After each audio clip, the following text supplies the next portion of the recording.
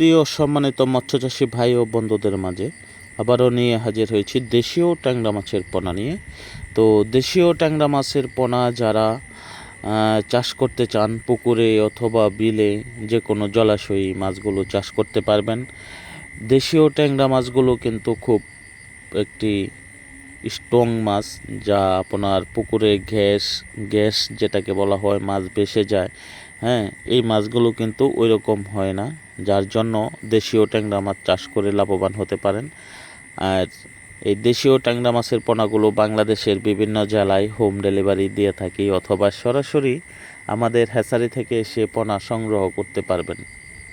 আরেকটা বিষয় হলো যে দেশীয় ট্যাংরা মাছের খাবার কিন্তু কাপ জাতীয়, তেলাপিয়া, কই, পাঙ্গাস যে হারে খাবার লাগে তার 1 ভাগ খাবার হলেই এই দেশীয় ট্যাংরা মাছ চাষ করা যায়। আর এই মাছের কোনো ভাইরাস, কোনো ব্যাকটেরিয়া নাই, যার জন্য এই মাছগুলো চাষ করে অবশ্যই লাভবান হতে পারেন। দেশীয় ট্যাংরা মাছ লাভজনক ব্যবসা, এবং এই মাছ বাজারজাত করতে সময় লাগে 6 থেকে 7 মাস সর্বোচ্চ। এর ভিতরেই এই পোনা বাজারজাত করা যায়। দেশের বাহির থেকে যারা আমাদের ভিডিওটি দেখছেন অবশ্যই আমাদের চ্যানেলটি সাবস্ক্রাইব করে দেবেন, কমেন্টের মাধ্যমে আপনাদের মূল্যবান মতামত জানাবেন।